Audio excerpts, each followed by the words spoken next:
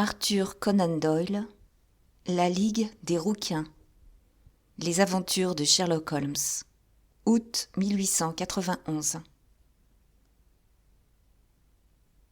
Un jour de l'automne dernier, je m'étais rendu chez mon ami Sherlock Holmes.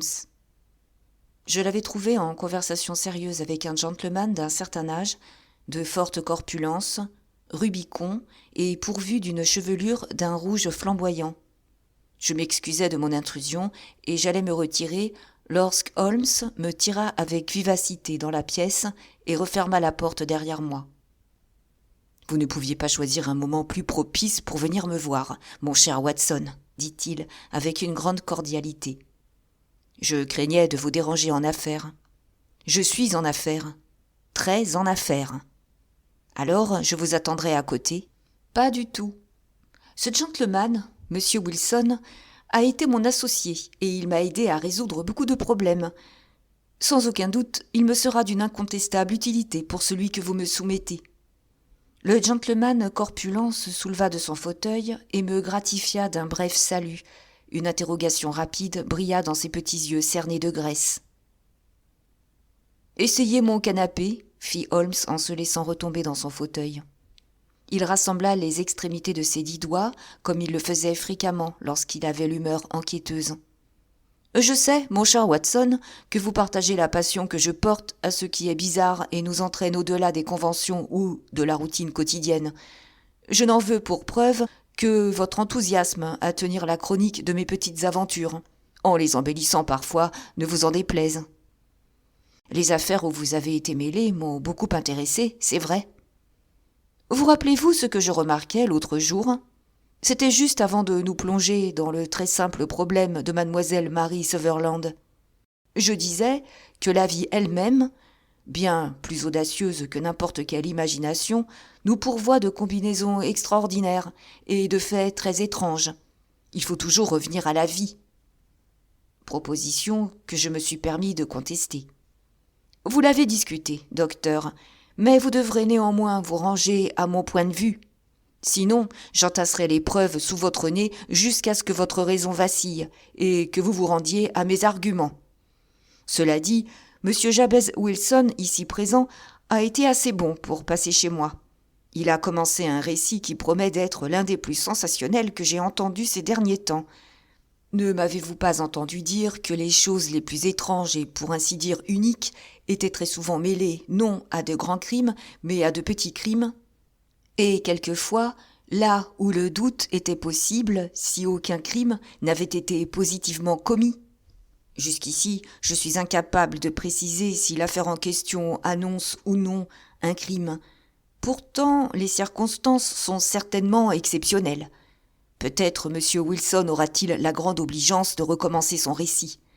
Je ne vous le demande pas uniquement parce que mon ami le docteur Watson n'a pas entendu le début, mais la nature particulière de cette histoire me fait désirer avoir de votre bouche un maximum de détails. En règle générale, lorsque m'est donnée une légère indication sur le cours des événements, je puis me guider ensuite par moi-même. Des milliers de cas semblables me reviennent en mémoire.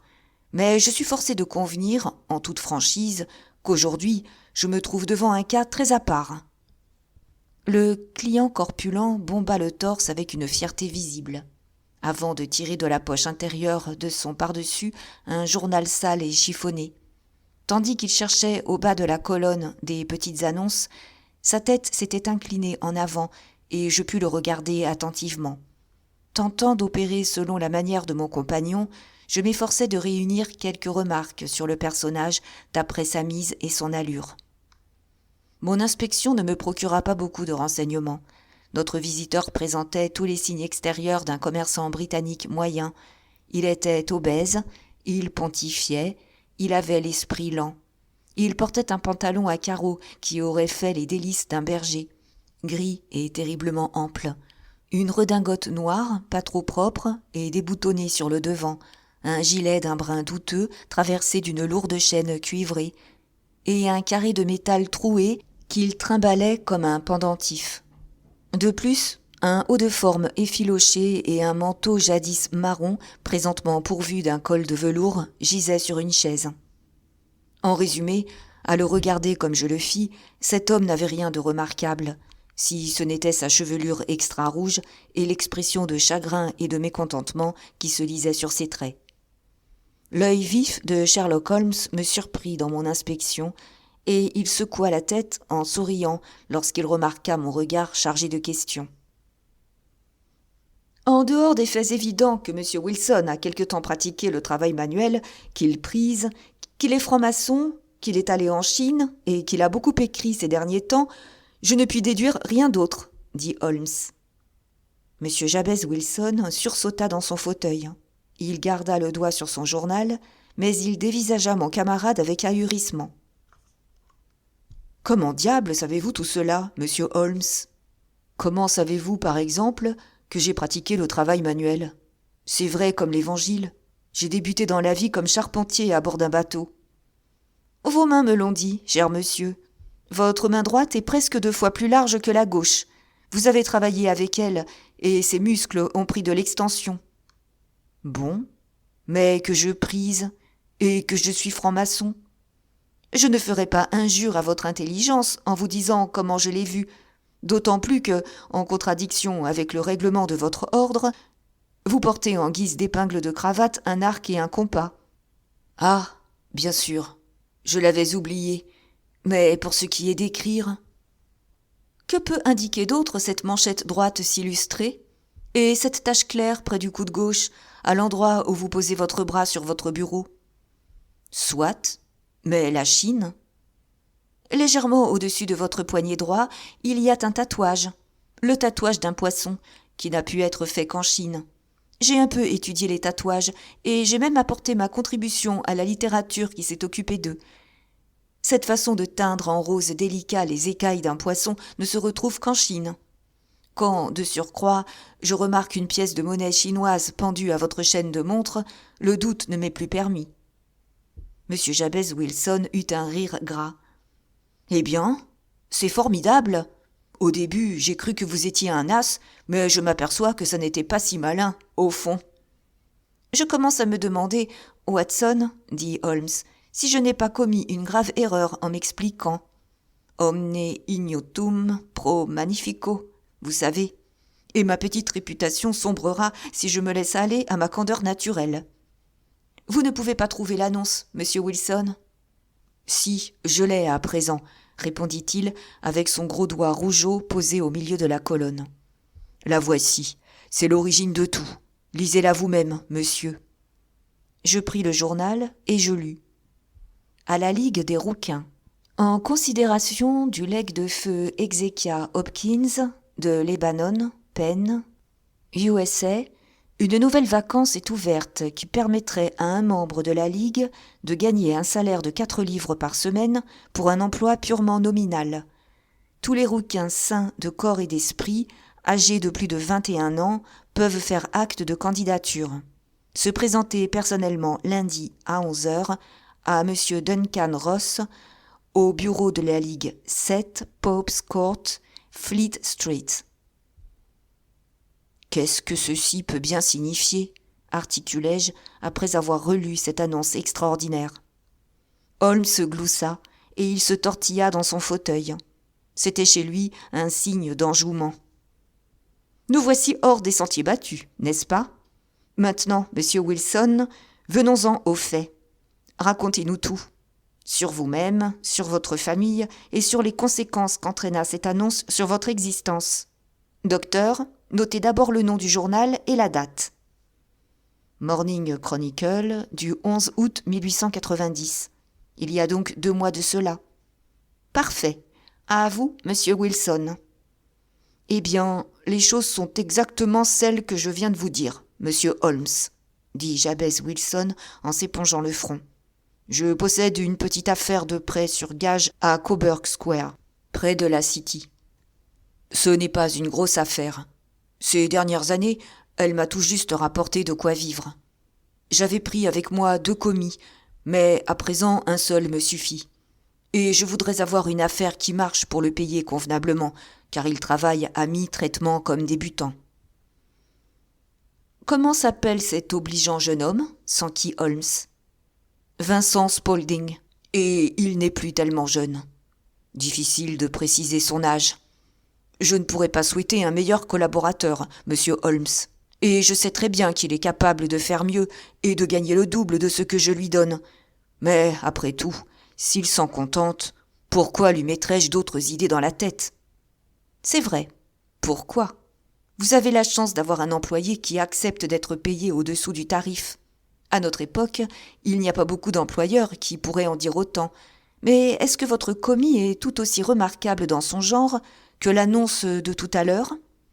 Oh, il a ses défauts, bien sûr, dit M. Wilson. Par exemple, je n'ai jamais vu un pareil fanatique de la photographie. Il disparaît soudain avec un appareil, alors qu'il devrait plutôt chercher à enrichir son esprit. Puis il revient, et c'est pour foncer dans la cave, tel un lièvre dans son terrier, où il développe ses photos. Voilà son principal défaut, mais dans l'ensemble, il travaille bien. Je ne lui connais aucun vice. Il est encore avec vous, je présume ? Oui, monsieur. Lui, plus une gamine de 14 ans qui nettoie et fait un peu de cuisine. C'est tout ce qu'il y a chez moi, car je suis veuf et je n'ai jamais eu d'enfant. Nous vivons tous trois, monsieur, très paisiblement, et au moins, à défaut d'autres richesses, nous avons un toit et payons comptant. Nos ennuis ont commencé avec cette annonce. Spaulding est arrivé au bureau il y a juste 8 semaines aujourd'hui, avec le journal, et il m'a dit « Je voudrais bien être un rouquin, monsieur Wilson. »« Un rouquin ? Et pourquoi ?» lui ai-je demandé. « Parce qu'il y a un poste vacant à la Ligue des rouquins et que le type qui sera désigné gagnera une petite fortune. J'ai l'impression qu'il y a plus de postes vacants que de candidats et que les administrateurs ne savent pas quoi faire de l'argent du legs. Si seulement mes cheveux consentaient à changer de couleur, ça serait une belle planque pour moi. »« Quoi, qu'est-ce que tu veux dire ?» demandai-je. « Parce que, monsieur Holmes, je suis très casanier, moi, et comme les affaires viennent à mon bureau sans que j'aie besoin d'aller au-devant d'elles, la fin de la semaine arrive souvent avant que j'aie mis un pied dehors. De cette façon, je ne me tiens pas très au courant de ce qui se passe à l'extérieur, mais je suis toujours content d'avoir des nouvelles. »« Jamais entendu parler de la Ligue des rouquins ?» interroge Spaulding en écarquillant les yeux. « Jamais ? Eh bien, ça m'épate. En tout cas, vous pourriez obtenir l'un des postes vacants. » « Et qu'est-ce que ça me rapporterait ? » ?»« Oh, pas loin de 200 livres par an. Et le travail est facile. Il n'empêche personne de s'occuper en même temps d'autre chose. » Bon, vous devinez que je dresse l'oreille, d'autant plus que depuis quelques années, les affaires sont très calmes. 200 livres de plus, cela m'arrangerait bien. « Vide ton sac, dis-je à mon commis. Voilà, il me montre le journal et l'annonce. Vous voyez bien qu'à la Ligue, il y a un poste vacant. Il donne même l'adresse où se présenter. Pourtant, que je me souvienne, la Ligue des rouquins a été fondée par un millionnaire américain du nom d'Ezekiah Hopkins. C'était un type qui avait des manies. Il avait des cheveux roux et il aimait bien tous les rouquins.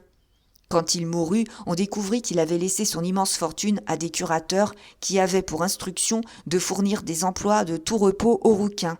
D'après ce que j'ai entendu dire, on gagne beaucoup d'argent pour ne presque rien faire. Mais, dis-je, des tas et des tas de rouquins vont se présenter. Pas tant que vous pourriez le croire. D'ailleurs, c'est un job qui est pratiquement réservé aux Londoniens. L'Américain a démarré de Londres quand il était jeune, et il a voulu témoigner sa reconnaissance à cette bonne vieille ville. De plus, on m'a raconté qu'il était inutile de se présenter si l'on avait des cheveux d'un roux trop clair ou trop foncé. Il faut avoir des cheveux vraiment rouges flamboyants, ardents, brûlants. Après tout, monsieur Wilson, qu'est-ce que vous risquez à vous présenter ? Vous n'avez qu'à y aller. Toute la question est de savoir si vous estimez que quelques centaines de livres valent le dérangement d'une promenade. C'est un fait, messieurs, dont vous pouvez vous rendre compte.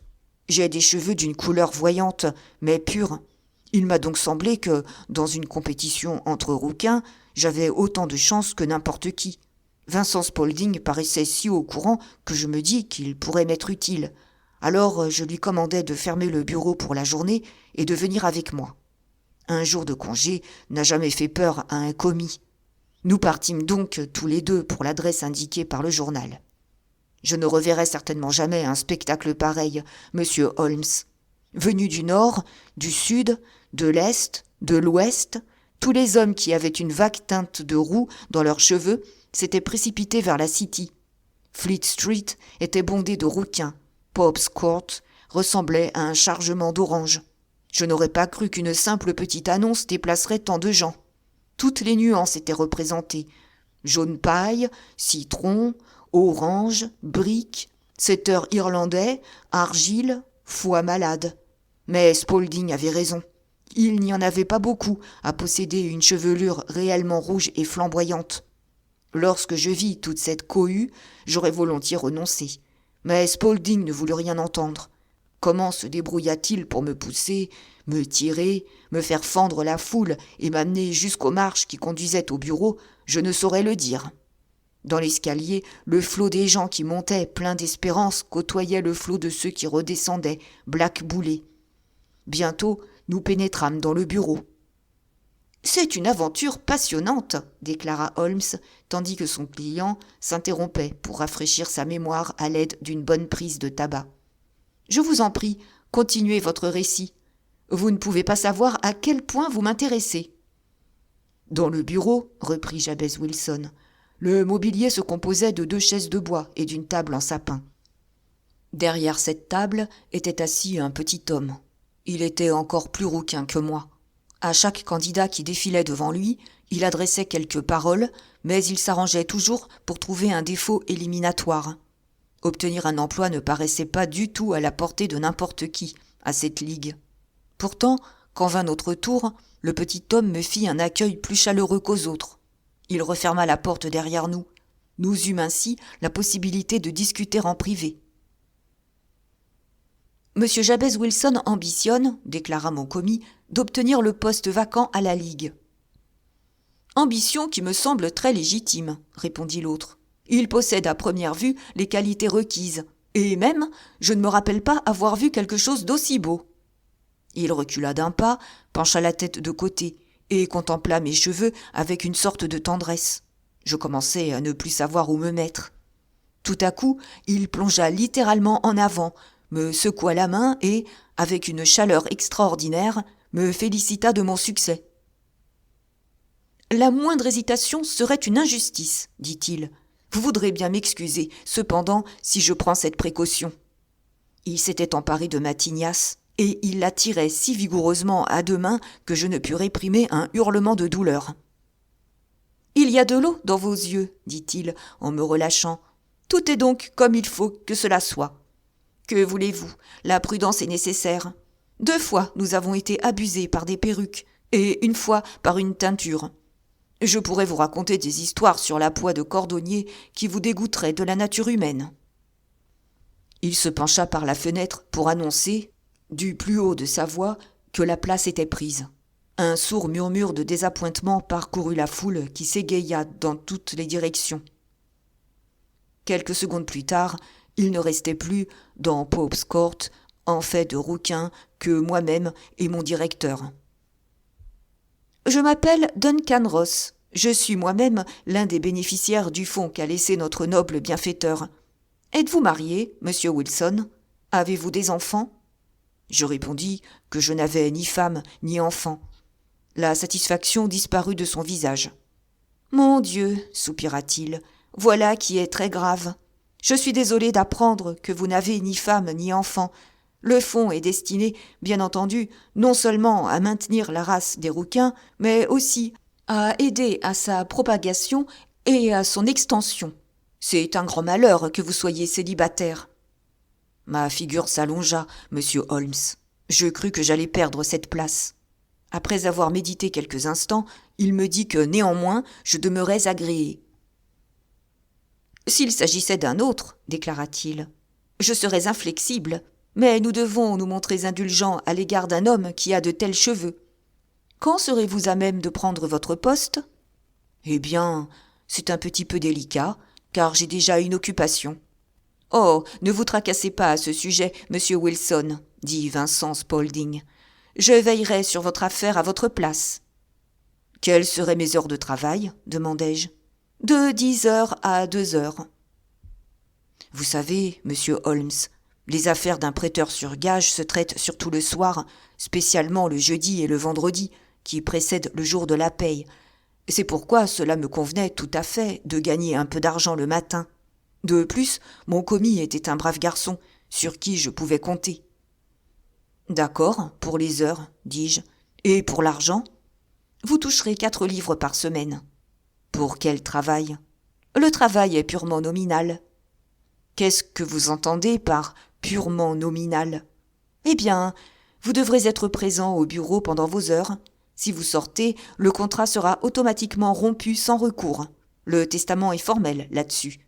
Pour peu que vous bougiez du bureau entre 10h et 2h, vous ne vous conformeriez pas à cette condition. Il ne s'agit que de 4 heures par jour. Je ne devrais donc même pas songer à sortir. Aucune excuse ne sera acceptée, précisa M. Duncan Ross. Ni une maladie, ni votre affaire personnelle, ni rien. Vous devrez rester ici, faute de quoi vous perdrez votre emploi. Et le travail ? Il consiste à recopier l'encyclopédie britannique. Le premier volume est là. À vous de vous procurer votre encre, votre plume et votre papier. Nous vous fournissons cette table et une chaise. Serez-vous prêt demain ? Certainement. Alors, au revoir, monsieur Jabez Wilson. Et encore une fois, acceptez tous mes compliments pour la situation importante que vous avez conquise. Il s'inclina en me congédiant. Me voilà rentrant chez moi, accompagné de mon commis. Je ne savais plus très bien ce que je faisais ou disais, tant j'étais heureux. Toute la journée, j'ai tourné et retourné l'affaire dans ma tête. Le soir, le cafard m'a pris. À force de réfléchir, je m'étais en effet persuadé que cette combinaison ne pouvait être qu'une mystification ou une supercherie d'envergure. Mais je ne distinguais pas dans quel but. Il me semblait incroyable que quelqu'un pût laisser de semblables dispositions testamentaires, et impensable que des gens payent si cher un travail aussi simple que de recopier l'encyclopédie britannique. Vincent Spaulding fit l'impossible pour me réconforter, mais dans mon lit, je pris la décision de renoncer. Le lendemain matin, toutefois, je me dis que ce serait trop bête de ne pas voir d'un peu plus près de quoi il retournait. J'achetai donc une petite bouteille d'encre, une plume d'oie, quelques feuilles de papier écolier, puis je partis pour Pope's Court. Eh bien, je dois dire qu'à mon grand étonnement, tout se passa le plus correctement du monde. La table était dressée pour me recevoir. M. Duncan Ross se trouvait là pour contrôler que je me mettais au travail. Il me fit commencer par la lettre A et me laissa à ma besogne. Pourtant, il revint me voir plusieurs fois pour le cas où j'aurais eu besoin de lui. À 2h, il me souhaita une bonne journée, me félicita pour le travail que j'avais abattu, et quand je sortis, il referma à clé la porte du bureau. Ce manège se répéta tous les jours, monsieur Holmes. Chaque samedi, mon directeur m'apportait 4 souverains d'or pour mon travail de la semaine. Le matin, j'étais là à 10h et je partais l'après-midi à 2h. Monsieur Duncan Ross espaça peu à peu ses visites. D'abord, il ne vint plus qu'une fois le matin. Au bout d'un certain temps, il n'apparut plus du tout. Naturellement, je n'osais pas quitter la pièce un seul instant. Je ne savais jamais à quel moment il arriverait. L'emploi n'était pas compliqué. Il me convenait à merveille. Je ne voulais pas risquer de le perdre. 8 semaines s'écoulèrent ainsi. J'avais écrit des tas de choses sur AB, Archer, armure, architecture, attique, et je comptais être mis bientôt sur la lettre B. Je dépensais pas mal d'argent pour mon papier écolier, et j'avais presque bourré une étagère de mes grimoires. Lorsque soudain, tout cassa. Cassa ? Oui, monsieur, et pas plus tard que ce matin. Je suis allé à mon travail, comme d'habitude, à 10h, mais la porte était fermée, cadenassée. Sur le panneau était fiché un petit carré de carton. Le voici. Lisez vous-même. Il nous tendit un morceau de carton blanc, de la taille d'une feuille de bloc-notes. Je lus. La Ligue des rouquins est dissoute. 9 octobre 1890. Sherlock Holmes et moi considérâmes successivement ce bref faire-part et le visage lugubre de Jabez Wilson, jusqu'à ce que l'aspect comique de l'affaire vint supplanter tous les autres. Alors nous éclatâmes d'un rire qui n'en finissait plus. « Je regrette, je ne vois pas ce qu'il y a de si drôle », s'écria notre client, que notre hilarité fit rougir jusqu'à la racine de ses cheveux flamboyants. « Si vous ne pouvez rien d'autre pour moi que rire, j'irai m'adresser ailleurs. Non, non, cria Holmes en le repoussant dans le fauteuil d'où il avait commencé à s'extraire. Pour rien au monde, je ne voudrais manquer cette affaire. Elle est rafraîchissante. Mais elle comporte, pardonnez-moi de m'exprimer ainsi, des éléments plutôt amusants. Veuillez nous dire maintenant ce que vous avez fait lorsque vous avez trouvé ce carton sur la porte. J'avais reçu un coup de massue, monsieur. Je ne savais pas à quel saint me vouer. Je fis le tour des bureaux voisins, mais tout le monde ignorait la nouvelle. En fin de compte, je me rendis chez le propriétaire. C'est un comptable qui habite au rez-de-chaussée. Je lui ai demandé s'il pouvait me dire ce qui était arrivé à la Ligue des Rouquins. Il me répondit qu'il n'avait jamais entendu parler d'une semblable association. Alors, je lui demandai qui était M. Duncan Ross. Il m'affirma que c'était la première fois que ce nom était prononcé devant lui. « Voyons, lui dis-je, le gentleman du numéro 14. »« Ah, le rouquin. Oui. »« Oh, fit-il, il s'appelle William Morris. C'est un conseiller juridique. Il se servait de cette pièce pour un usage provisoire. Je la lui avais louée jusqu'à ce que ses nouveaux locaux fussent prêts. Il a déménagé hier. »« Où pourrais-je le trouver ? » ?»« Oh, à son nouveau bureau. J'ai son adresse. Quelque part. Oui, 17 King Edward Street, près de Saint-Paul. Je courus, monsieur Holmes, mais quand j'arrivai à cette adresse, je découvris une fabrique de rotules artificielles et personne ne connaissait ni monsieur William Morris, ni monsieur Duncan Ross. Et ensuite, qu'avez-vous fait ? Demanda Holmes. Je suis rentré chez moi à Saxe-Coburg Square pour prendre l'avis de mon commis. Mais il se contenta de me répéter que, si j'attendais, j'aurais des nouvelles par la poste. Alors, ça ne m'a pas plu, monsieur Holmes. Je ne tiens pas à perdre un emploi pareil sans me défendre. Comme j'avais entendu dire que vous étiez assez bon pour conseiller des pauvres gens qui avaient besoin d'un avis, je me suis rendu droit chez vous. Vous avez bien fait, dit Holmes. Votre affaire est exceptionnelle, et je serais heureux de m'en occuper. D'après votre récit, je crois possible que les suites soient plus graves qu'on ne le croirait à première vue. Plus graves ? S'exclama M. Jabez Wilson. Quoi ? J'ai perdu cette semaine 4 livres sterling.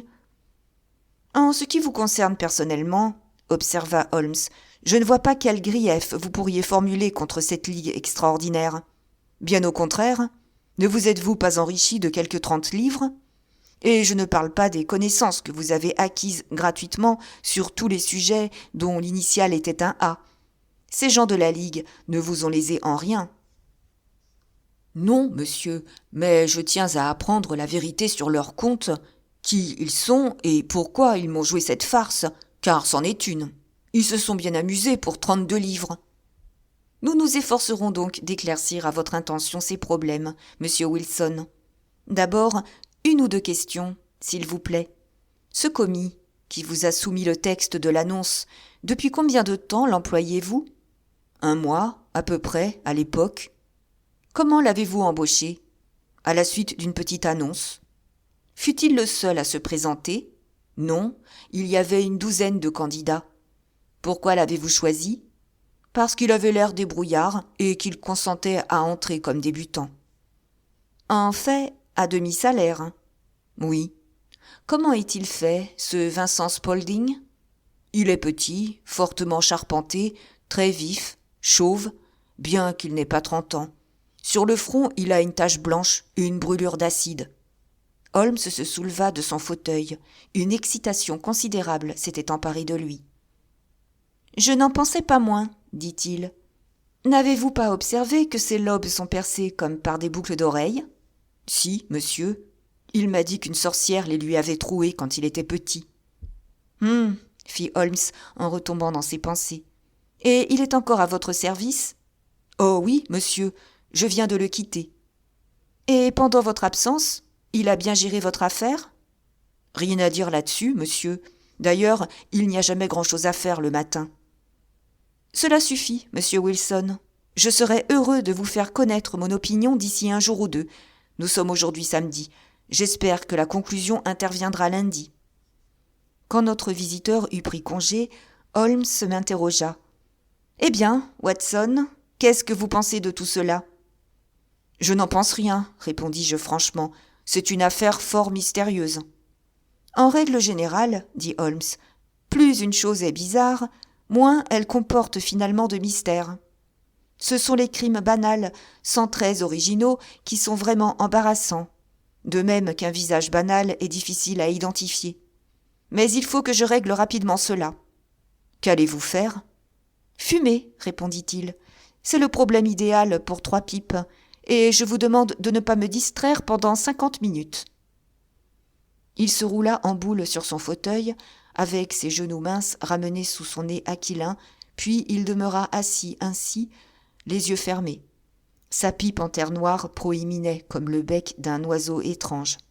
Je finis par conclure qu'il s'était endormi, et j'allais moi aussi faire un petit somme quand il bondit hors de son siège. À en juger par sa mine, il avait pris une décision. Il posa sa pipe sur la cheminée. « Il y a un beau concert cet après-midi à St. James Hall, dit-il. Qu'en pensez-vous, Watson ? Vos malades pourront-ils se passer de vos services quelques heures ? Je suis libre aujourd'hui. Ma clientèle n'est jamais très absorbante. Dans ce cas, prenez votre chapeau et partons. D'abord pour un petit tour dans la City. Nous mangerons quelque chose en route. Il y a beaucoup de musique allemande au programme, et elle est davantage à mon goût que la musique française ou italienne. Elle est introspective, et j'ai grand besoin de m'introspecter. Venez. Nous prîmes le métro jusqu'à Aldergate. Une courte marche nous mena à Saxe-Coburg Square, l'une des scènes où s'était déroulée l'histoire peu banale que nous avions entendue. C'était une petite place de rien du tout, suant la misère sans l'avouer tout à fait. 4 rangées crasseuses de maisons de briques à 2 étages contemplaient une pelouse minuscule entourée d'une grille.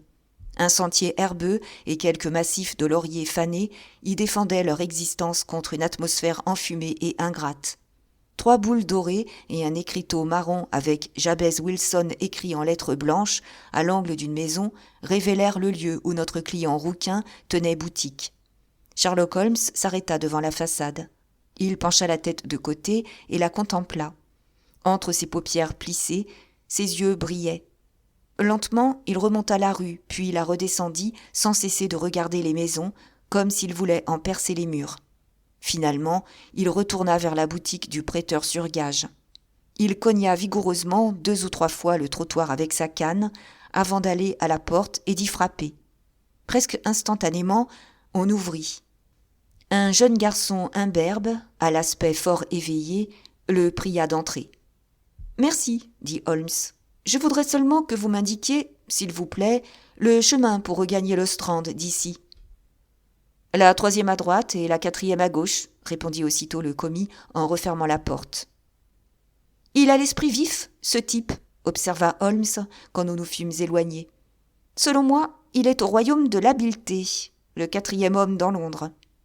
Quant à l'audace, il pourrait même prétendre à la 3e place. J'ai déjà eu affaire à lui autrefois. » « De toute évidence, dis-je, le commis de M. Wilson tient un rôle important dans cette mystérieuse affaire de la Ligue des Rouquins. Je parierais que vous n'avez demandé votre chemin que pour le voir. » « Pas lui. »« Qui, alors ?»« Les genoux de son pantalon. »« Ah, et qui avez-vous vu ?»« Ce que je m'attendais à voir. »« Pourquoi avez-vous cogné le trottoir avec votre canne ?»« Mon cher docteur, c'est l'heure d'observer, non de parler. Nous sommes des espions en pays ennemi. Nous avons appris quelque chose sur Saxe-Coburg Square. Explorons maintenant les ruelles qui se trouvent derrière. » La rue où nous nous retrouvâmes lorsque nous eûmes contourné l'angle de ce Saxe-Coburg Square contrastait autant avec lui que les 2 faces d'un tableau. C'était l'une des artères principales où se déversait le trafic de la City vers le nord et l'ouest. La chaussée était obstruée par l'énorme flot commercial qui s'écoulait en un double courant, l'un allant vers la City, l'autre venant de la City. Nous avions du mal à réaliser que d'aussi beaux magasins et d'aussi imposants bureaux s'adossaient à ce square minable et crasseux que nous venions de quitter. « Laissez-moi bien regarder, » dit Holmes qui s'était arrêté au coin pour observer. « Je voudrais tout simplement me rappeler l'ordre des maisons ici. Il y a Mortimer's, le bureau de tabac, la boutique du marchand de journaux, la succursale Coburg de la Banque de la City et de la banlieue, le restaurant végétarien et le dépôt de voitures McFarlane. Ceci nous mène droit vers l'autre bloc. Voilà, docteur, le travail est fini. C'est l'heure de nous distraire. Un sandwich et une tasse de café, puis en route vers le pays du violon, où tout est douceur, délicatesse, harmonie. Là, il n'y aura pas de rouquin pour nous assommer de devinettes. Mon ami était un mélomane enthousiaste. Il exécutait passablement et il composait des œuvres qui n'étaient pas dépourvues de mérite. Tout l'après-midi, il resta assis sur son fauteuil d'orchestre. Visiblement, il jouissait du bonheur le plus parfait. Ses longs doigts minces battaient de temps en temps la mesure. Un sourire s'étalait sur son visage. Ses yeux exprimaient de la langueur et toute la poésie du rêve. Qu'ils étaient donc différents des yeux de Holmes le limier, de Holmes l'implacable, l'astucieux, de Holmes le champion des policiers. Son singulier caractère lui permettait cette dualité. J'ai souvent pensé que sa minutie et sa pénétration représentaient une sorte de réaction de défense contre l'humeur qui le portait vers la poésie et la contemplation. L'équilibre de sa nature le faisait passer d'une langueur extrême à l'énergie la plus dévorante. Je savais bien qu'il n'était jamais si réellement formidable que certains soirs où il venait de passer des heures dans son fauteuil parmi les improvisations ou ses éditions en gothique.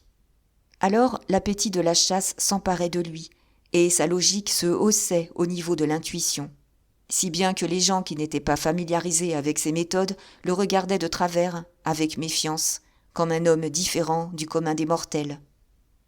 Quand je le vis ce soir-là s'envelopper de musique à St. James Hall, je sentis que de multiples désagréments se préparaient pour ceux qu'il s'était donné pour mission de pourchasser. « Vous désirez sans doute rentrer chez vous, docteur ?»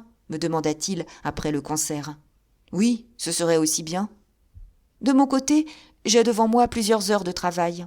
L'affaire de Coburg Square est grave. »« Grave ? » ?»« Un crime considérable se mijote. J'ai toute raison de croire que nous pourrons le prévenir. Mais c'est aujourd'hui samedi, et cela complique les choses. J'aurai besoin de votre concours ce soir. »« À quelle heure ? » ?»« 10 heures. Ce sera assez tôt. » « Je serai à Baker Street à 10 heures. »« Très bien. Ah, dites-moi, docteur, il se peut qu'un petit danger nous menace. Alors, s'il vous plaît, mettez donc votre revolver d'officier dans votre poche. » Il me fit signe de la main, vira sur ses talons et disparut dans la foule. Je ne crois pas avoir un esprit plus obtus que la moyenne, mais j'ai toujours été oppressé par le sentiment de ma propre stupidité au cours de mon commerce avec Sherlock Holmes. Dans ce cas-ci, j'avais entendu ce qu'il avait entendu, j'avais vu ce qu'il avait vu, et cependant, il ressortait de ses propos qu'il discernait non seulement ce qui s'était passé, mais encore ce qui pouvait survenir, alors que, de mon point de vue, l'affaire se présentait sous un aspect confus et grotesque. Tandis que je roulais vers ma maison de Kensington, je me remémorais le tout, depuis l'extraordinaire récit du copieur roux de l'encyclopédie britannique jusqu'à notre visite à Saxe-Coburg Square, sans oublier la petite phrase de mauvais augure qu'il m'avait lancée en partant. Qu'est-ce que c'était que cette expédition nocturne ? Pourquoi devrais-je y participer armé ? Où irions-nous ? Et que ferions-nous ? Holmes m'avait indiqué que le commis du prêteur sur gage était un as.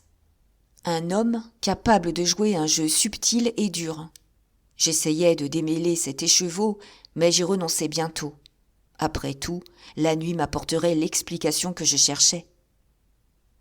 À 9h15, je sortis de chez moi et, par le Park et Oxford Street, je me dirigeais vers Baker Street. Devant la porte, 2 fiacres étaient rangés. Passant dans le couloir, j'entendis au-dessus un bruit de voix. De fait, quand j'entrai dans la pièce qui servait de bureau à Holmes, celui-ci était en conversation animée avec 2 hommes. J'en reconnus un aussitôt.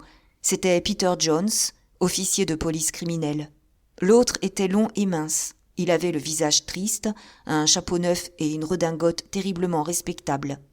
« Ah, nous sommes au complet !» s'exclama Holmes en prenant son lourd stick de chasse. « Watson, je crois que vous connaissez M. Jones de Scotland Yard.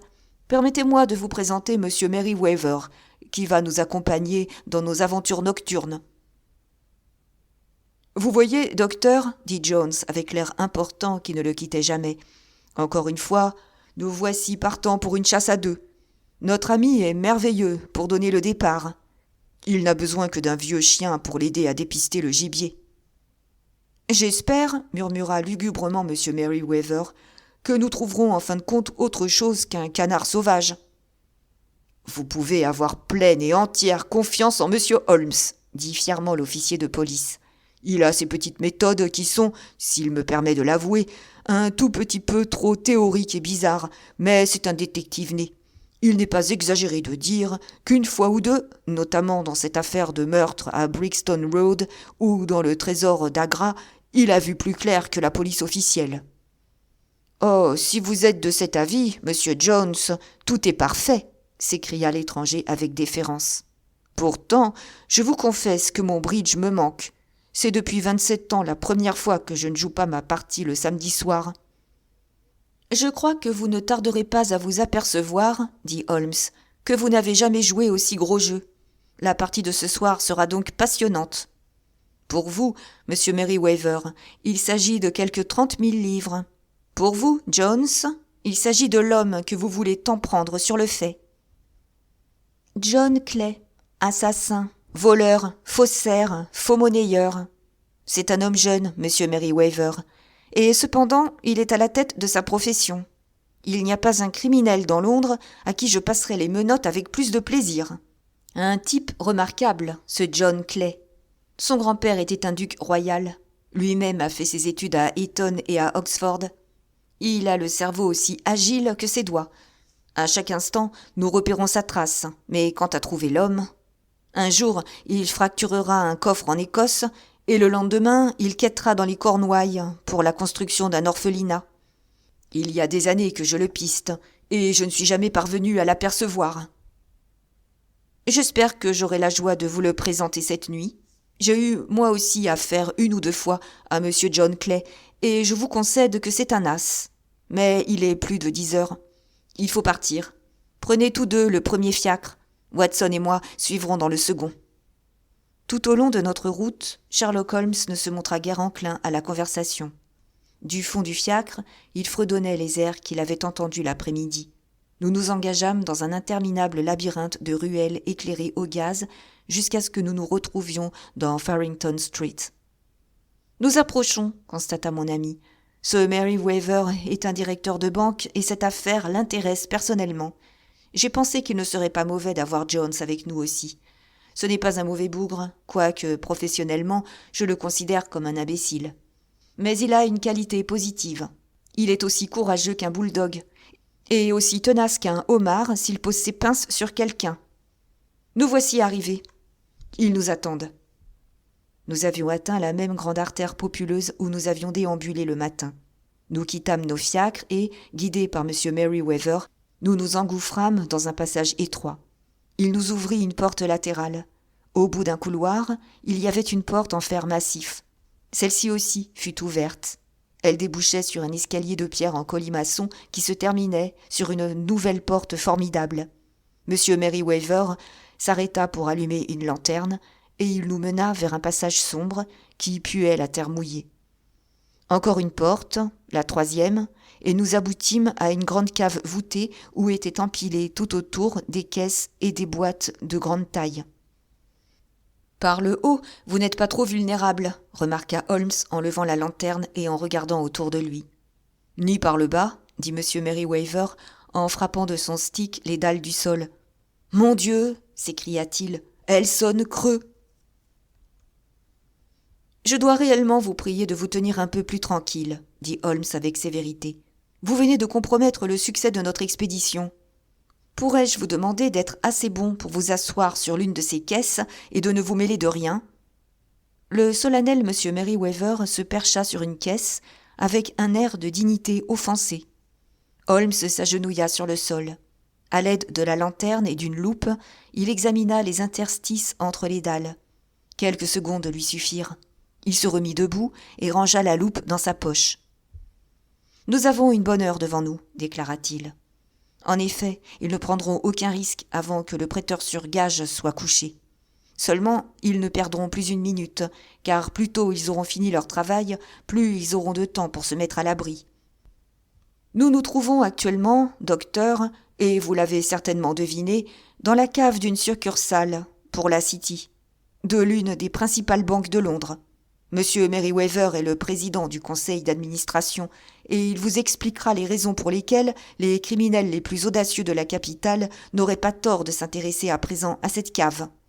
« C'est notre or français, » chuchota le président, « et nous avons été avertis à plusieurs reprises qu'un coup était en préparation. »« Votre or français ? » ?»« Oui, il y a quelques mois, nous avons eu occasion de consolider nos ressources. À cet effet, nous avons emprunté 30 000 Napoléons à la Banque de France. Mais, dans la City, on a appris que nous n'avons jamais eu besoin de cet argent frais et qu'il était dans notre cave. La caisse sur laquelle je suis assis contient 2000 Napoléons enveloppés de papier de plomb. Notre réserve métallique est beaucoup plus forte en ce moment que celle qui est généralement affectée à une simple succursale et la direction redoute quelque chose. « Crainte tout à fait justifiée, » ponctua Holmes. « Maintenant, il serait temps d'arranger nos petits plans. Je m'attends à ce que l'affaire soit mûre dans 1 heure. D'ici là, monsieur Merryweather, faites tomber le volet de votre lanterne. » Alors, nous resterons dans le noir. J'en ai peur. J'avais emporté un jeu de cartes, monsieur Merryweather, et je pensais que, puisque nous serions 4, vous auriez pu faire quand même votre partie de bridge. Mais l'ennemi a poussé si loin ses préparatifs que toute lumière nous est interdite. Première chose à faire, choisir nos places. Nos adversaires sont gens audacieux. Nous aurons l'avantage de la surprise, c'est entendu, mais si nous ne prenons pas le maximum de précautions, gare à nous. Je me tiendrai derrière cette caisse. Vous autres, dissimulez-vous derrière celle-là. Quand je projetterai de la lumière sur eux, cernez-les en vitesse. Et s'ils tirent, Watson, n'ayez aucun scrupule. Abattez-les comme des chiens. Je posai mon revolver, armé, sur la caisse en bois derrière laquelle je m'accroupis. Holmes abaissa le volet de la lanterne. Nous fûmes plongés dans l'obscurité. Et cette obscurité me parut effroyablement opaque. L'odeur du métal chauffé demeurait pour nous convaincre que la lumière n'était pas éteinte et qu'elle jaillirait au moment propice. Mes nerfs, exaspérés par cet affût particulier, me rendaient plus sensible à l'atmosphère glacée et humide de la cave. « Ils n'ont qu'une retraite possible, » chuchota Holmes. « La maison de Saxe-Coburg Square. Je pense que vous avez fait ce que je vous avais demandé, Jones. Un inspecteur et 2 agents font le guet devant la porte. Par conséquent, tous les trous sont bouchés. Il ne nous reste plus qu'à nous taire et à attendre. » Comme le temps nous sembla long. En confrontant nos souvenirs, ensuite, nous découvrîmes qu'il ne s'était écoulé qu'1 heure et quart avant l'action. Nous aurions juré que la nuit entière avait passé et que l'aube blanchissait déjà le ciel au-dessus de nos têtes. J'avais les membres raides et endoloris, car j'avais peur de faire du bruit en changeant de position. Quant à mes nerfs, ils étaient tellement tendus que je percevais la respiration de mes 3 compagnons. Je distinguais même celle de Jones, plus lourde, de celle du président du conseil d'administration de la banque, qui ressemblait à une poussée régulière de soupirs. De ma place, je pouvais observer les dalles par-dessus la caisse. Soudain, mes yeux aperçurent le trait d'une lumière. D'abord, ce ne fut qu'une étincelle rougeâtre sur le sol dallé, puis elle s'allongea jusqu'à devenir une ligne jaune. Et alors, sans le moindre bruit, une fente se produisit et une main apparut.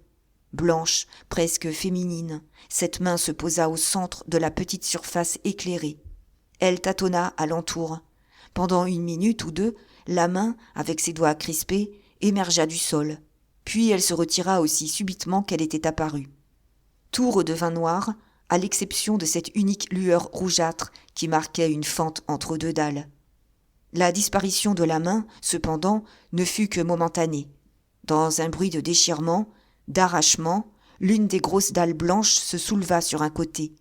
Un trou carré, béant, se creusa et une lanterne l'éclaira. Par-dessus le rebord, un visage enfantin, imberbe, surgit. Il inspecta les caisses du regard. De chaque côté de l'ouverture ainsi pratiquée dans le sol, une main s'agrippa. Les épaules émergèrent, puis la taille. Un genou prit appui sur le rebord. L'homme se mit debout à côté du trou. Presque au même instant se dressa derrière lui un complice, aussi agile et petit que lui, avec un visage blême et une tignasse d'un rouge flamboyant. « Tout va bien, murmura-t-il. Tu as les ciseaux, les sacs ? Oh, bon Dieu ! Saute, Archie, saute ! Je m'en débrouillerai tout seul. » Sherlock Holmes avait bondi et empoigné l'homme. L'autre plongea par le trou et je perçus le bruit d'une étoffe qui se déchirait car Jones l'avait happé par son vêtement. La lumière fit luire le canon d'un revolver, mais Holmes frappa le poignet d'un coup de stick et l'arme tomba sur le sol. « Inutile, John Clay !» articula Holmes avec calme. « Vous n'avez plus aucune chance. »« J'ai compris, » répondit le bandit avec le plus grand sang-froid. « J'espère que mon copain s'en est tiré, bien que vous ayez eu les pans de sa veste. »« Il y a 3 hommes qui l'attendent à la porte, » dit Holmes. « Oh, vraiment ? Vous me paraissez n'avoir rien oublié. Puis-je vous féliciter ? » ?»« Moi aussi, je vous félicite, » dit Holmes. « Votre idée des rouquins était très originale et efficace. »« Vous retrouverez bientôt votre copain, » dit Jones. « Il descend dans les trous plus vite que moi. Tendez-moi les poignets, afin que j'attache les menottes. »« Je vous prie de ne pas me toucher avec vos mains crasseuses, » observa notre prisonnier, tandis que les cercles d'acier se refermaient autour de ses poignets. « Vous ignorez peut-être que j'ai du sang royal dans les veines. Ayez la bonté, quand vous vous adresserez à moi, de m'appeler monsieur et de me dire « s'il vous plaît ». « D'accord, » répondit Jones, ahuri mais ricanant. « Eh bien, voulez-vous, s'il vous plaît, monsieur, monter par l'escalier ? Nous trouverons en haut un carrosse qui transportera votre Altesse au poste de police. »« Voilà qui est mieux, » dit John Clay avec sérénité. Il s'inclina devant nous 3 et sortit paisiblement sous la garde du policier. « Réellement, monsieur Holmes, » dit monsieur Merryweather pendant que nous remontions de la cave, « je ne sais comment la banque pourra vous remercier et s'acquitter envers vous.